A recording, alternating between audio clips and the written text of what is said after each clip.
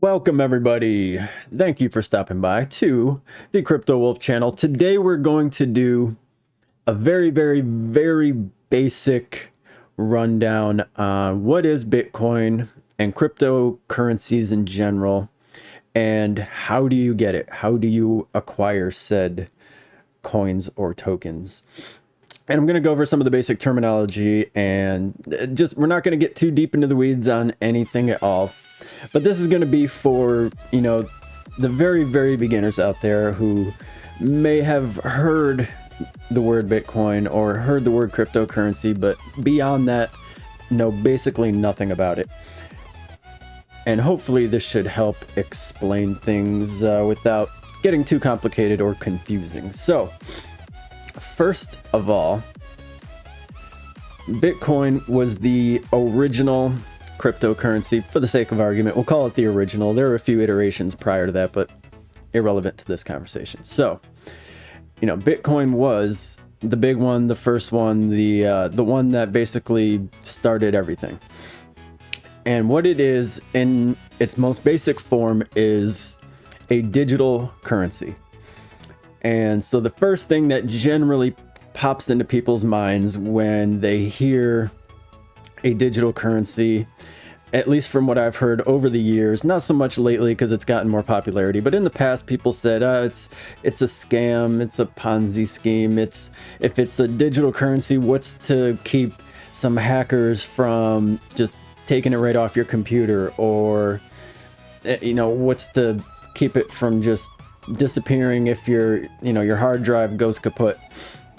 And it is really, and I've heard it explained as the greatest asset ever created, and to people who really understand it generally agree that there's one obvious drawback to saying a statement like that, and that is the fact that you cannot physically hold it in your hand. Basically, I mean, you could put it on a cold storage wallet the size of a thumb drive and physically hold that in your hand, but generally speaking, it is not like a gold coin or a silver coin or, a paper fiat dollar from whatever country it may have been printed. It's not like that. You're not going to physically hold it and look at it. Again, it is digital. So if it is a digital currency, how is it safe is going to be the first thing that most people wonder. And before I say that, I'll just say this, for people who are very skeptical about the safety of putting your money into such a digital asset, is that your money is already a digital asset. The only difference is yours only exists at the behest of your bank. And what I mean by that is you log into your bank account online and you see a balance. And it tells you, let's pretend this was the balance. It says you have $21,736.69. Does that exist anywhere? Or is a bank holding cash in its vault to the value of $21,735.48? Because it just changed. Are they holding that cash or that amount of gold in their bank vault as a reserve? Should you walk in one day and say, I got to cash out my entire account, and I'm going to need every penny. I got to go make a gigantic purchase. I'm buying a new house, whatever it might be, moving across the country, moving to Europe, who knows. And they are going to be, depending on how big your account balance is, they're going to be a little bit upset when you go to do that. And if it's too large of an amount, I mean, there are plenty of cases that I've heard where they just flat out won't let you. They may be nice and tell you they'll give you like a cashier's check, or I don't even know if they do banker's checks anymore, but generally, just the point I'm trying to get at is the money that is in your account does not physically exist either. So, just to get out of the gate right here, saying that, it's a digital currency, it's fake, it's phony. Well, I hate to break it to you, but you're already using the same thing. The only difference is Bitcoin is far more secure, and I want to say not sovereign, not non-fungible, because most people aren't going to really grasp that concept, but it is, as far as a digital currency goes, it is about as real as it's going to get, because it cannot be copied. You can't just create more of it out of thin air.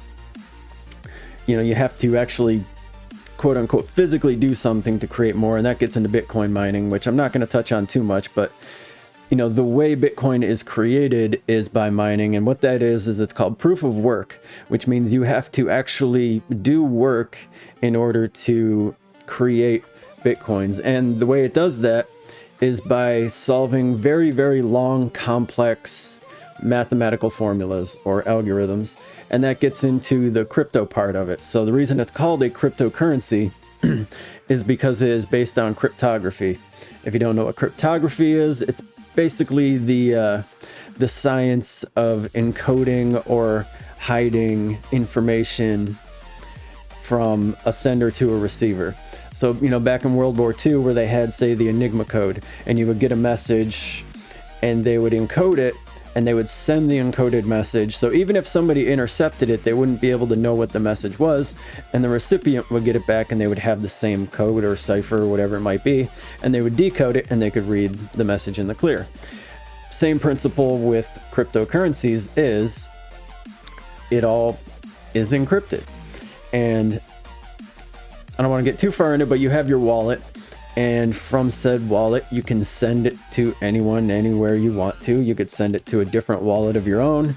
You could send it from the exchange wallet to your personal wallet, and it is going to do that encrypted. And I'll probably leave it at that for now because it's a little bit more complicated, but suffice it to say, nobody can just, you know, hop on the network and just snatch your Bitcoin out of the air in the middle of a transaction. And nobody can, you know, see who the sender or receiver is outside of just an address, as well as, you know, any personal information or anything like that. The only personal information anybody could ever really get is maybe an IP address tied to an exchange account, and you have your wallet address on that exchange. But that's not going to be your, you know, run-of-the-mill people or anybody figuring that out. I mean, maybe, I don't know, NSA or somebody, but I digress. So you have this digital currency that, let's say you purchase some on the exchange, purchase 1 Bitcoin, currently at the price of 21.7, and you decide, okay, I want to take it off of the exchange because I want to take custody of it. I want to have it in my possession. So I shall actually give you a better example here. So this is Coinbase. This is arguably the most popular, particularly in the US exchange. You know, a lot of people contentious about it because they charge a little bit more on fees, but what you're paying with those fees is you're paying for the company to be around. Because, you know, same with, you know, banks or investment firms or whatever, you know, companies don't always stay around for a long time. So the reason that particularly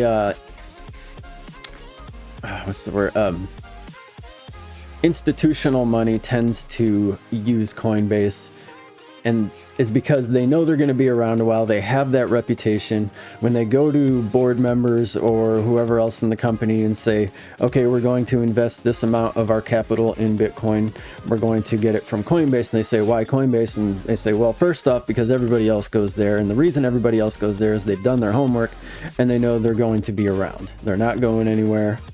They, you know, have a great safety record. They stand by their service. They say, enough said, we'll use them.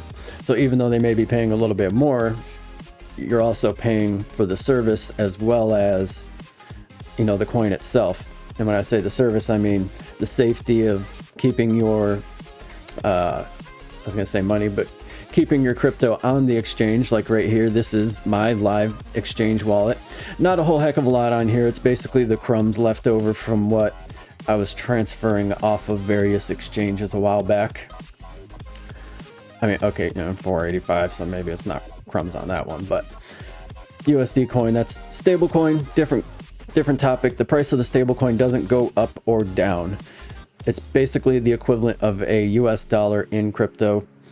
Just throwing that out there. We'll come back to that later on. But these are various different tokens or coins, and it's real simple. Tells you, here's your balance, here's how much coins you have, because in some cases the current price is 16 cents. So if you have 320 of them, comes out to about 50 bucks. Allocation gives you your percentage. Very simple. The one reason a lot of beginners like Coinbase is because it is very, very simple. But back to our example here. So you buy it on the exchange, you want to send it. Send. You say how much you want to send.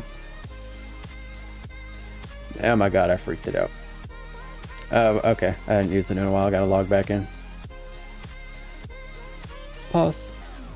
Okay, my apologies. Had to log back in there, and I'm not about to put my login information on YouTube. So, send, receive, fairly straightforward.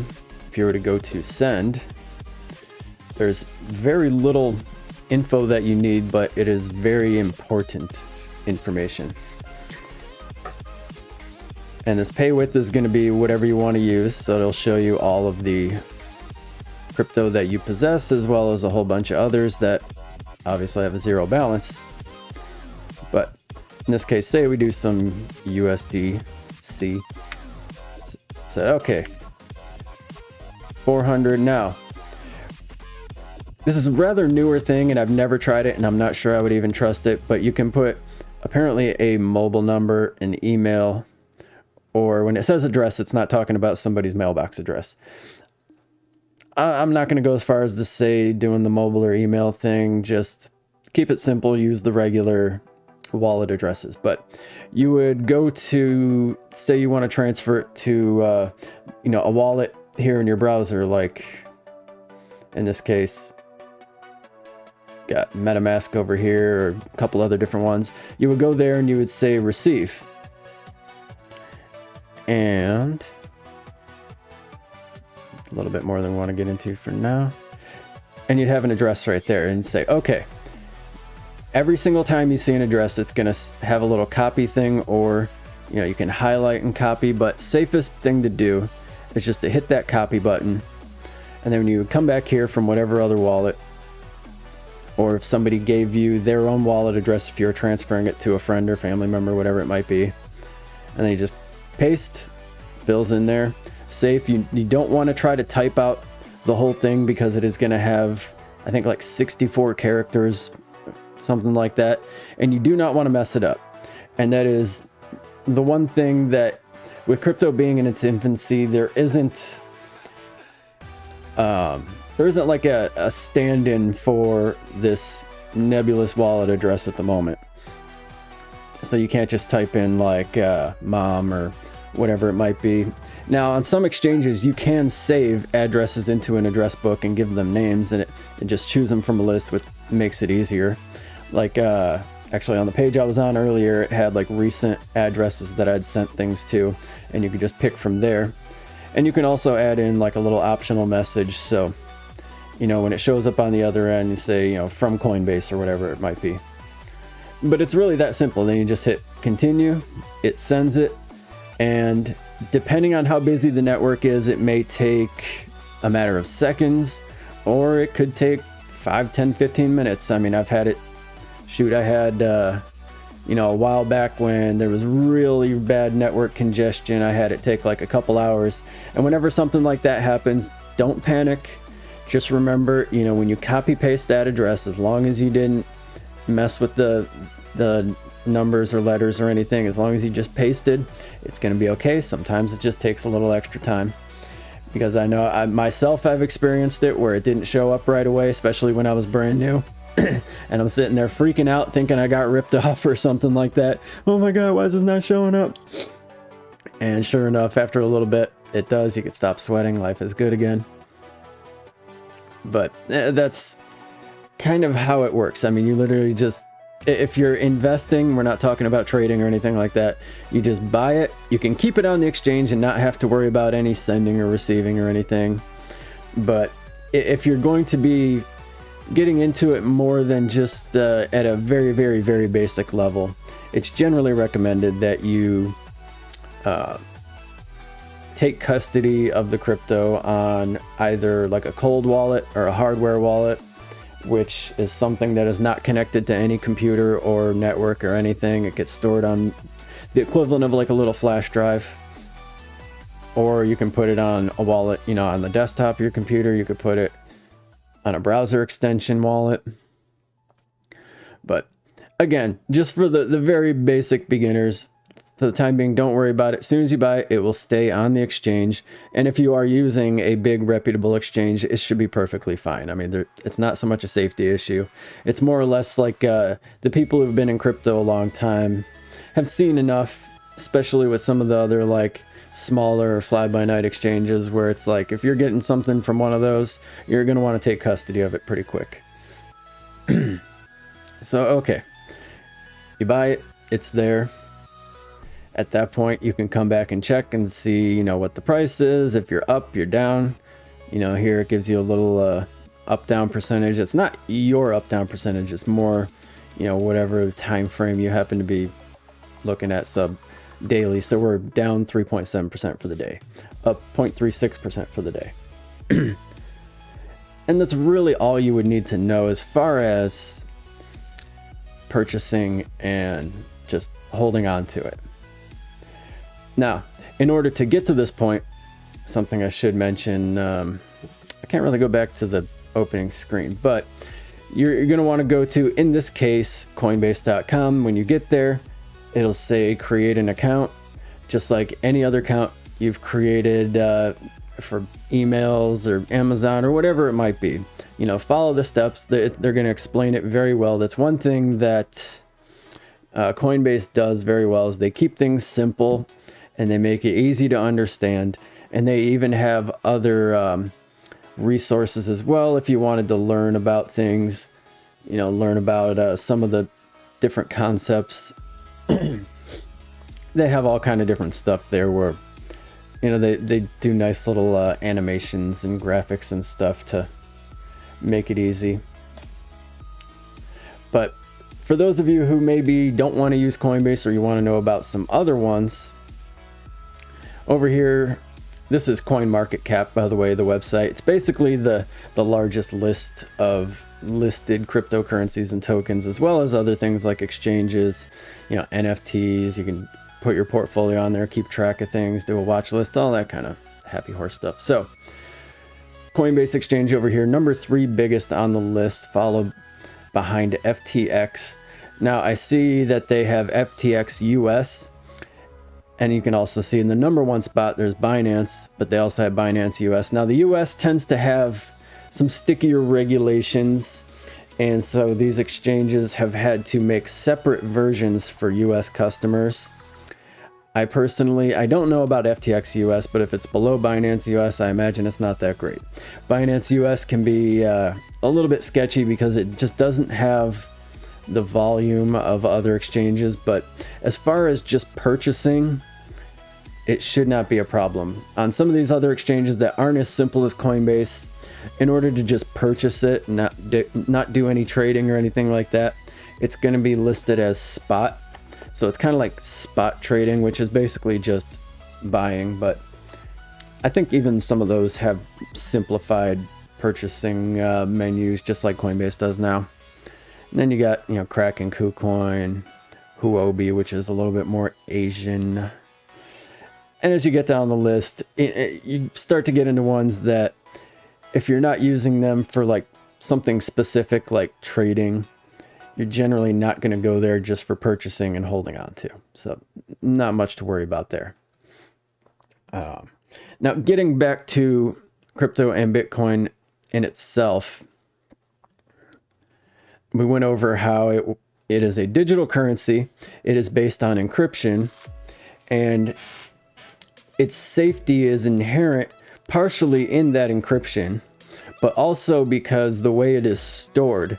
So when you buy a Bitcoin, you are not like technically storing the entire thing solely on your computer. So if your house got hit by lightning and it fried your computer, you're not going to lose your Bitcoin.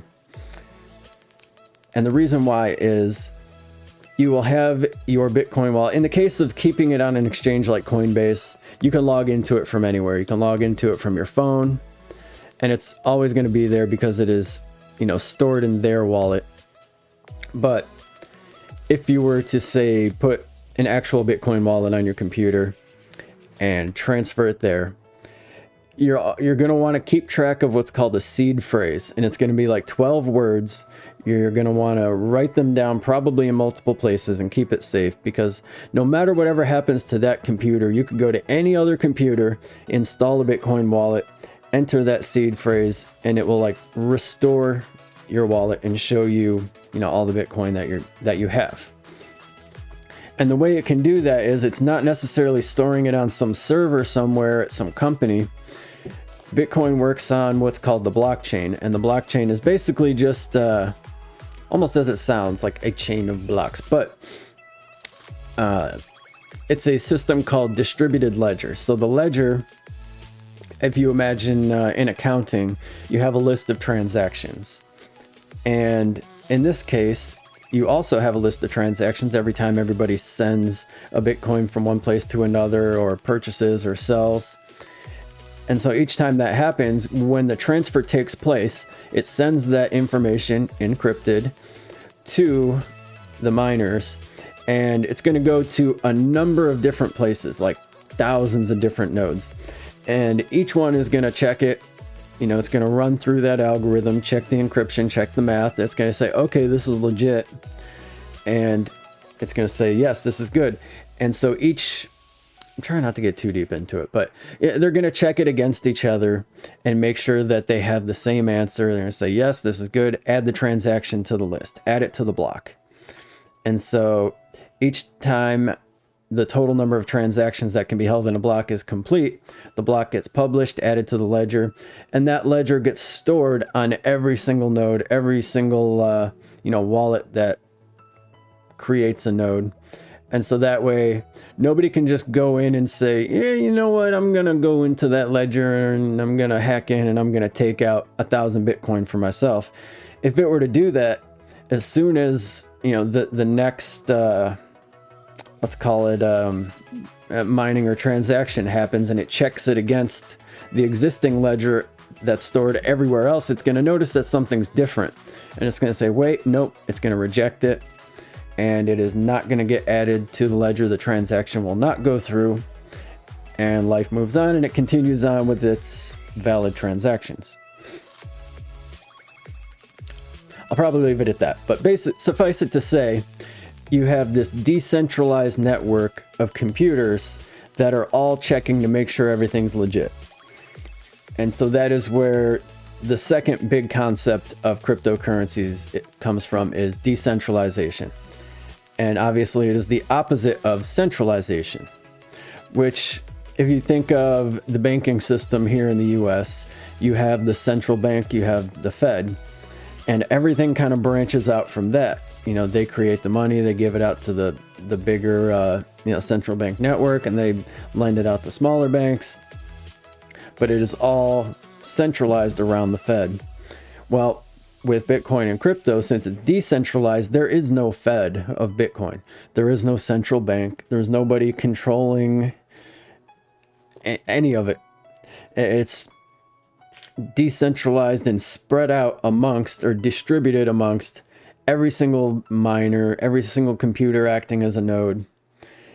And so that's why it is basically impossible to be able to go in there and fudge the ledger and try to just, steal Bitcoin out for yourself without anybody noticing. And that is why it is generally considered like the most secure form of money that we have. Because somebody could go into your house, break open your safe, or just take the safe altogether and take your gold coins. Somebody can stick you up walking down the street, take your wallet, they got your paper money. But in order to get the only way for somebody to take your Bitcoin is for you to give them your what's called private keys. So when we're talking encryption, you have a public key and a private key. Public key is what you send to, say somebody wants to send you some money. You give them your public key, they give you their public key, and the private keys are working behind the scenes, and they complete the encryption basically behind the scenes without anybody being able to see the other side's private parts, if you will. And So that's what keeps it secure. So as long as you never physically give somebody your, call it private account number, if you will, nobody can ever take it. All right, there's literally nothing they could do. So let's see. We talked about how it's secure, what it basically is, how it works with that distributed ledger system. Some of the benefits of the actual use case that it was originally founded for was, the number one thing is transferring money anywhere in the world almost instantly. Because if you think about things like remittances, or if you have family over in Europe or Asia and they're broke, they need money, you want to go send them a few $100, you got to send it through this like chain of transactions through banks, all taking fees, taking probably multiple days to complete.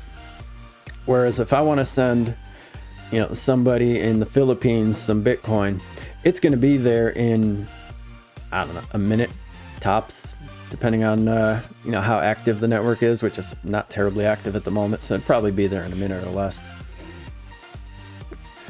And not only that, for a very low amount of money, because the miners are these computers that are solving these equations that are double checking all the transactions.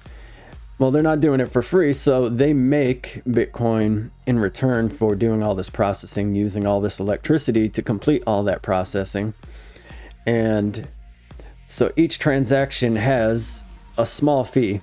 And you think, there are millions and millions and millions of transactions, so they add up. A little more complicated, but I'll leave it at that. And so you figure if you want to send $200 worth of Bitcoin, maybe it costs, at the very most, I don't know, a couple dollars. That's been so long since I sent Bitcoin. It's probably a lot less than that right now. The biggest one is Ethereum. Its network is kind of old, and it's gotten very, very, very, very crowded because there are so many other crypto tokens built off of Ethereum's network.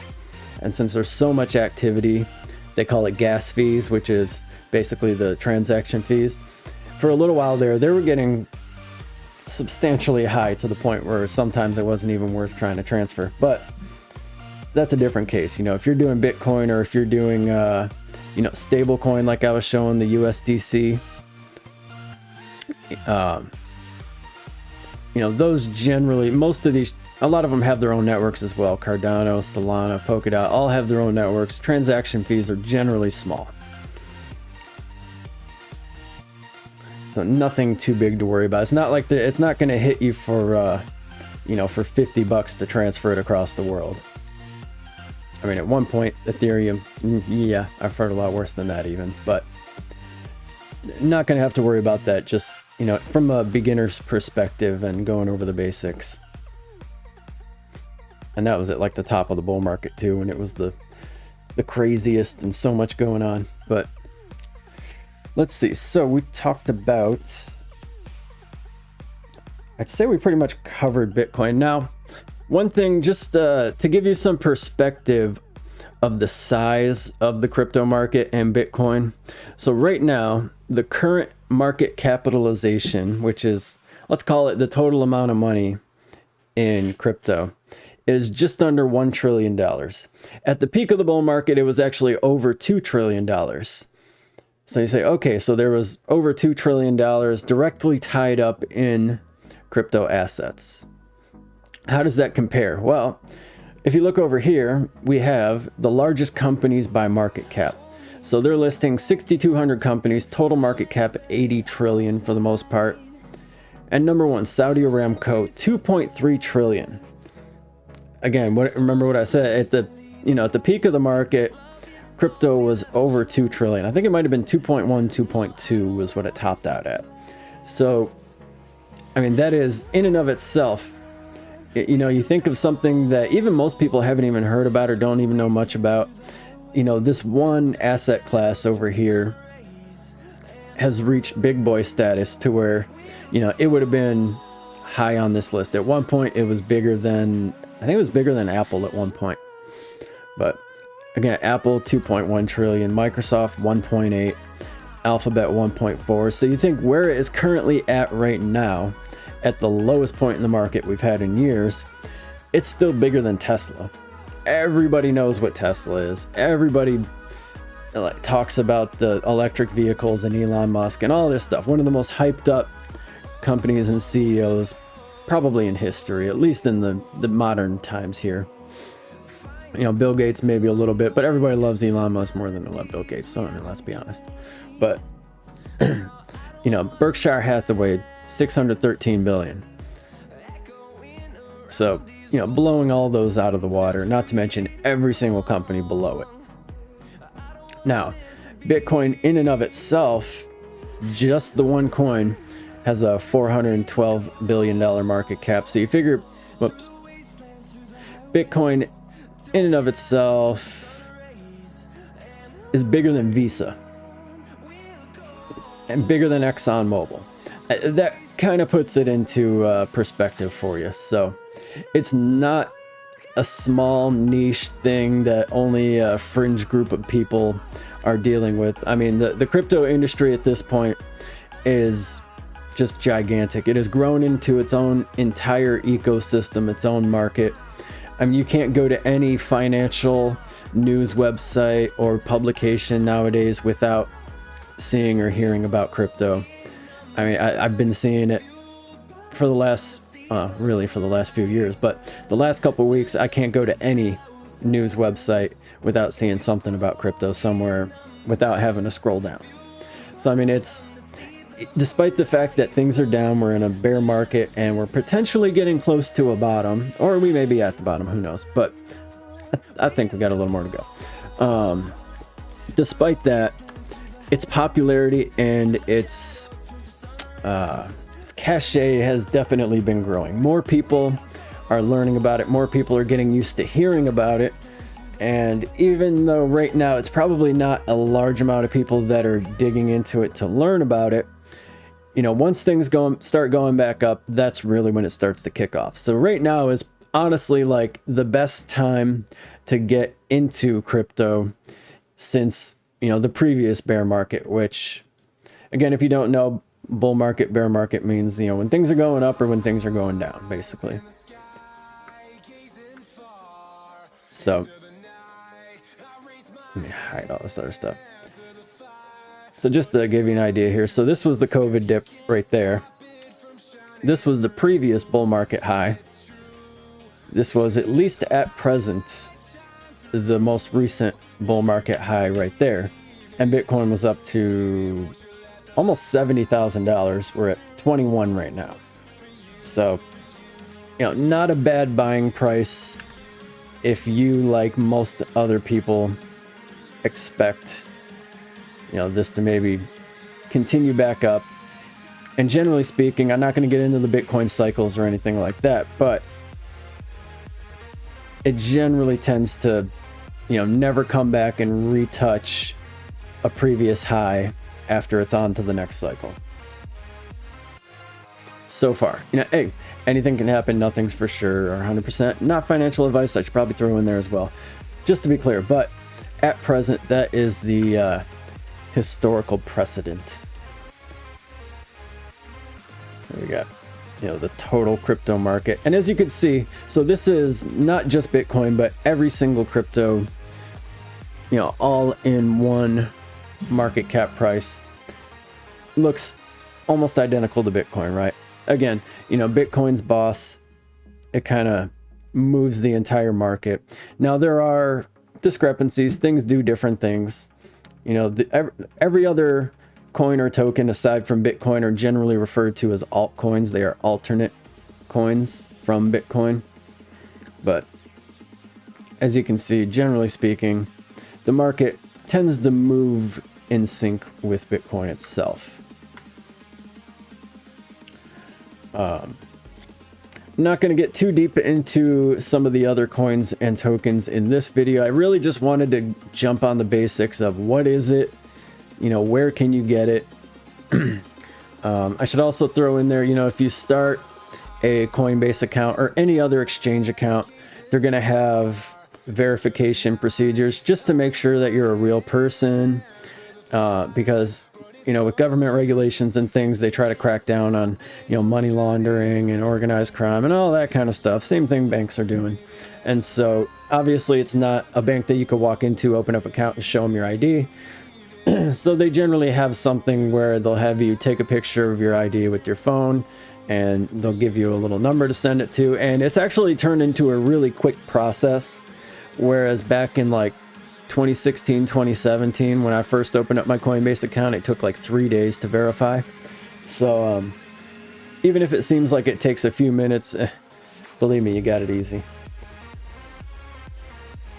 But I think I'm going to leave it off with this. I'm going to continue this series, and we'll dig a little bit deeper into it for those who want to know. I'll get into some of the nerdy tech stuff having to do with Bitcoin and crypto and what some of these other blockchains do as well.